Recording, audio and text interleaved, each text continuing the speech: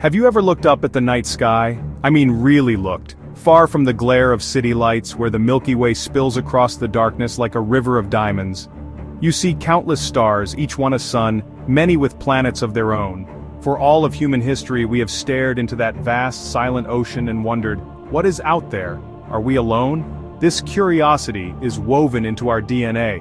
It's a fundamental part of what makes us human. It's the same impulse that drove our ancestors to cross oceans and explore continents. It is a cosmic itch, a deep, persistent yearning to know what lies beyond the horizon, beyond our own world. That twinkling canopy above has been our calendar, our map, and our muse. It has inspired poets, guided sailors, and challenged thinkers. We saw gods and monsters in the constellations, stories written in starlight. But then, something changed. Science gave us new eyes. Telescopes peeled back the layers of the cosmos, revealing not myths, but physics. We saw moons orbiting other planets, saw galaxies beyond our own, and began to understand the sheer scale of it all. The question shifted from what is out there to how do we get there. The dream of visiting those points of light began to feel less like fantasy and more like a destination. The journey from wonder to action is the story of our species. We are not content to simply observe. We must participate. The cosmos beckons, a grand and mysterious stage, and we feel an undeniable pull to step onto it. This isn't just about exploration for the sake of it, it's about survival. It's about perspective. For a long time, going to space was an enterprise of unimaginable scale. It required resources so vast, technology so advanced, and risk so great that only the wealthiest, most powerful nations on Earth could even attempt it. Think about the Apollo program. It was a monumental undertaking, a national obsession. It harnessed the intellectual might of hundreds of thousands of scientists and engineers. It consumed a significant portion of a superpower's budget. This was not something a person or a company could do. This was the work of governments driven by the fierce competition of the Cold War. The space race was a proxy for ideological battle, a contest of capabilities played out on a cosmic stage. The goals were nationalistic. Planting a flag on the moon was a profound statement of technological and political supremacy. The astronauts were national heroes, symbols of their country's strength and ambition. Every rocket launch, every satellite deployed was a move in a global chess match. Because of this, the process was slow, meticulous, and incredibly expensive. The space shuttle, for instance, was a marvel of engineering, a reusable spaceplane that was decades ahead of its time. But each mission cost a fortune, and the bureaucracy required to manage such a complex system was immense. Space exploration was an affair of state, a grand, majestic, but ultimately limited endeavor. The focus was on singular, monumental achievements. The massive Saturn V rocket that took humanity to the moon was a single-use vehicle. Imagine building a brand new ocean liner for every single trip across the Atlantic and then sinking it. First man in space, first spacewalk, first to the moon. These were incredible, inspiring moments that captured the world's imagination. But they weren't sustainable. They were sprints, not a marathon. The underlying technology was often designed for one specific purpose and then discarded. That was the economic reality of the first space age. It was glorious, but it wasn't a practical model for making humanity a spacefaring species. This government-led model gave us our first taste of the cosmos. It proved that space travel was possible. It laid the scientific groundwork and inspired generations to look to the stars. We owe an enormous debt to the visionaries and pioneers of NASA and other national space agencies. They were the trailblazers. But their approach, born of a specific historical moment, was not designed to create a bustling economy in orbit. It was designed to win a race. Once the race was won, the urgency faded, budgets shrank, and the grand vision of routine space travel seemed to drift further away. A new approach was needed. As the 20th century closed, a shift began to occur. The world had changed. The Cold War was over. Technology, particularly in computing and materials science, had advanced at an incredible pace, a phenomenon described by Moore's law. What once required a room full of mainframe computers could now be done on a laptop. This technological democratization began to seep into the world of aerospace.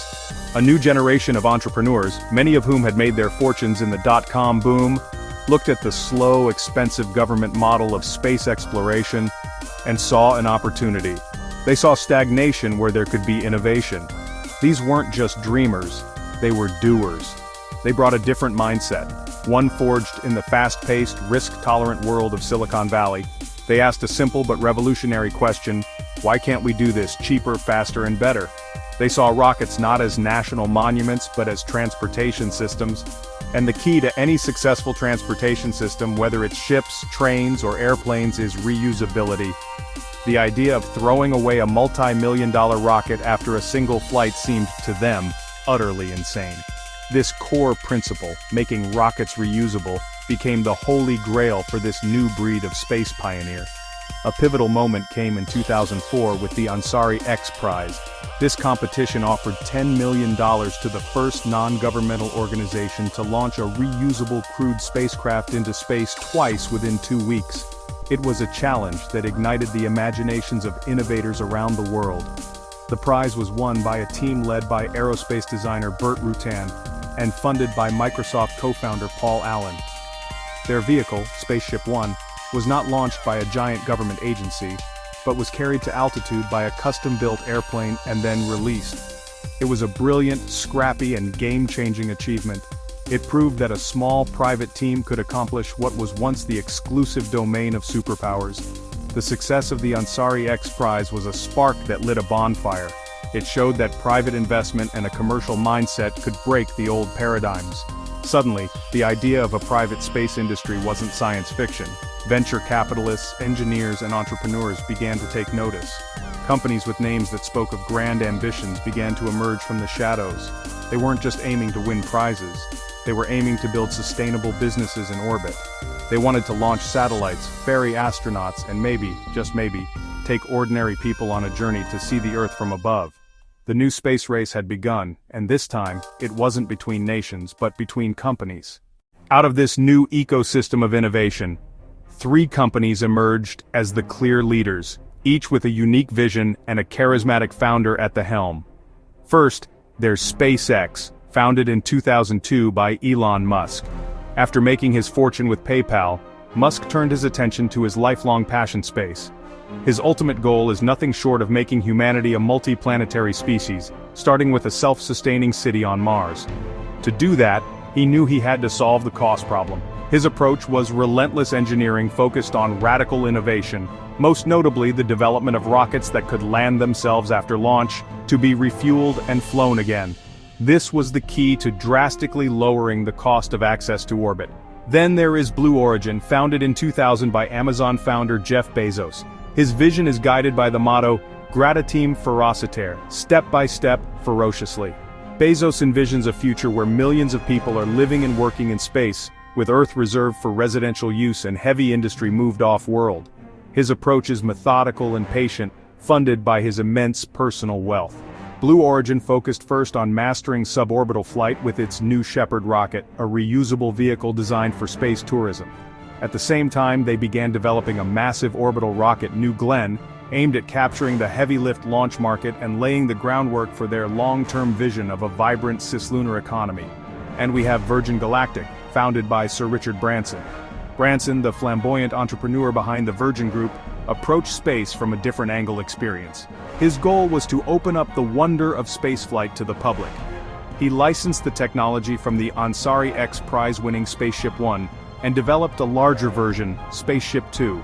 The system uses a carrier aircraft to lift the spaceplane to high altitude before it fires its rocket motor for a thrilling climb to the edge of space. Virgin Galactic's focus has always been on space tourism, on selling the incredible, life-changing experience of seeing the curvature of the Earth and floating in weightlessness. These 3 companies, while all part of the new space movement, represent different philosophies. SpaceX is the aggressive disruptor aiming for Mars and revolutionizing the launch industry along the way. Blue Origin is the patient architect, building the foundational infrastructure for a long-term future in space. Virgin Galactic is the experience maker, focused on opening the door to space for private citizens. Together, their ambitions and their competition have supercharged the entire aerospace sector, pushing the boundaries of what's possible and accelerating our journey back to the stars, not just as visitors, but as inhabitants. The operational differences between government space agencies like NASA and private companies like SpaceX are as vast as the space between Earth and the Moon. Traditional government programs operate within a rigid hierarchical structure. They are accountable to taxpayers and politicians, which leads to a culture that is, by necessity, extremely risk-averse. Every component must be tested and retested. Every decision must pass through layers of bureaucracy. This process, while ensuring high levels of safety and reliability, is also incredibly slow and expensive. Contractors are often paid on a cost-plus basis, where the government covers their expenses plus a guaranteed profit, which can sometimes disincentivize efficiency. Private space companies, on the other hand, operate with a Silicon Valley ethos, move fast and break things. Well, maybe not things when you're dealing with rockets, but the principle of rapid iteration holds. They build, they test, they fail, they learn, and they build again, all at a speed that would be unthinkable in a government agency. SpaceX is famous for this approach, building and testing prototypes in the open at their Starbase facility in Texas. They embrace failure as a necessary part of the learning process. An explosion of a test vehicle isn't a national disaster. It's a data-rich learning opportunity that informs the next design. This allows them to innovate at a breathtaking pace. Another key difference is vertical integration. Companies like SpaceX and Blue Origin strive to build as much as possible in-house. They design and manufacture their own rocket engines, their own flight computers, their own vehicle structures. This gives them immense control over the entire process, from raw materials to final assembly. It allows them to optimize every piece of the puzzle for their specific goals, like reusability and cost reduction. In contrast, government agencies have historically acted more as system integrators, managing a complex web of dozens or even hundreds of different contractors, each building a separate piece of the puzzle. This adds layers of complexity, cost, and time to any project. This new commercial model has fundamentally changed NASA's role as well. Instead of building and operating its own rockets for routine tasks like ferrying crew and cargo to the International Space Station, NASA can now simply buy a ride, just like a business books a flight on a commercial airline. This is the essence of programs like the Commercial Crew and Commercial Resupply Services. It frees up NASA's brilliant minds and precious budget to focus on the things government does best: pure scientific research and pushing the frontiers of exploration into deep space, with missions like the Artemis program to return to the Moon and future voyages to Mars. It's a symbiotic relationship, a public-private partnership that is proving to be far more powerful than either could be alone. The journey for these private companies has been marked by a series of stunning achievements, moments that shifted the paradigm of spaceflight. One of the most iconic of these came on December 21, 2015. On that day, a SpaceX Falcon 9 rocket launched a payload of satellites to orbit, and then, instead of falling into the ocean, its first stage turned around, reignited its engines, and flew back to Cape Canaveral, landing perfectly upright on a designated landing pad. The sonic boom that echoed across the Florida coast announced the arrival of a new era. Reusability was no longer a theoretical concept, it was a reality. This single event proved that the core economic model of the new space age was viable. This breakthrough was followed by another marvel of engineering, successfully landing a rocket booster on a robotic drone ship floating in the middle of the ocean. This was essential for missions requiring more fuel, and it turned what seemed like a stunt into a routine operation. The sight of a 15-story rocket booster landing with pinpoint precision on a tiny platform at sea is now almost commonplace, a testament to the incredible pace of innovation. In May 2020, another historic milestone was reached. A SpaceX Falcon 9 rocket carrying a Crew Dragon capsule launched 2 NASA astronauts to the International Space Station. It was the first time a private company had ever sent humans into orbit, ending America's reliance on Russian Soyuz rockets after the retirement of the Space Shuttle. While SpaceX was conquering orbit, Blue Origin and Virgin Galactic were opening the door to suborbital space. On July 20, 2021, the 52nd anniversary of the Apollo 11 moon landing, Jeff Bezos and 3 others flew aboard Blue Origin's New Shepard on its first crewed flight. Just 9 days earlier, Richard Branson had made a similar journey aboard Virgin Galactic's VSS Unity. These flights, while not reaching orbital velocity, crossed the Kármán line, the internationally recognized boundary of space. They successfully demonstrated 2 different technological approaches to space tourism, and brought the dream of spaceflight within reach of private individuals who could afford the ticket. These are not just technical achievements, they are economic and cultural ones. SpaceX's Starlink constellation, a network of thousands of small satellites, is now providing high-speed internet to remote corners of the globe. demonstrating a powerful business case for a massive launch cadence. The successes of these private companies have injected a new energy and excitement into space exploration. They have inspired a new generation of engineers, scientists, and entrepreneurs. Each successful landing, each crewed launch, each tourist who gazes upon the Earth from above, builds momentum for an even more ambitious future in the cosmos. These milestones are the foundation upon which that future is being built. The most profound impact of the private space industry is the radical democratization of access to the final frontier. For 60 years, the price of admission to space was to be an elite test pilot or a PhD scientist chosen by a national government.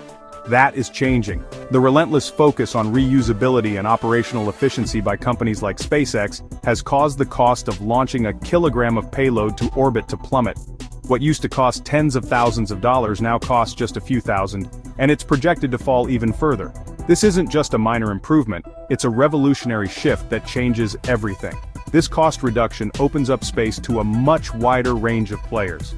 Universities can now afford to launch their own research satellites. Small startups can build and deploy constellations for everything from Earth observation to global communications. Developing nations can have their own space programs without the colossal expense of creating their own rockets. We are seeing a Cambrian explosion of innovation in orbit as more minds with more diverse ideas gain access to space. This creates a virtuous cycle. Lower costs enable more activity, which in turn drives further innovation and even lower costs, creating a bustling space economy. For individuals, the dream is even more direct. Companies like Virgin Galactic and Blue Origin have created an entirely new market for space tourism. While the price is still high today, on par with a luxury car or a round-the-world trip, it's a starting point. Think of the early days of aviation. At first, only the very wealthy could afford to fly. But as the technology matured and competition grew, air travel became accessible to almost everyone. The same trajectory is now beginning for space. The journey of a few hundred private citizens to the edge of space in these early years paves the way for thousands and eventually millions to follow. Looking ahead, the future shaped by these private pioneers is thrilling to contemplate. We can envision a future with permanent bases on the moon, not just for science but for resource extraction and tourism. We can imagine the first human footsteps on Mars being made possible by a privately built starship. The development of point-to-point travel on Earth using these same rockets could shrink our world, making a trip from New York to Shanghai take less than an hour. The possibilities are limited only by our imagination and the laws of physics. We are living at a hinge point in history, the moment when humanity truly began to leave the cradle. The stars are no longer just points of light in our sky, they are becoming destinations.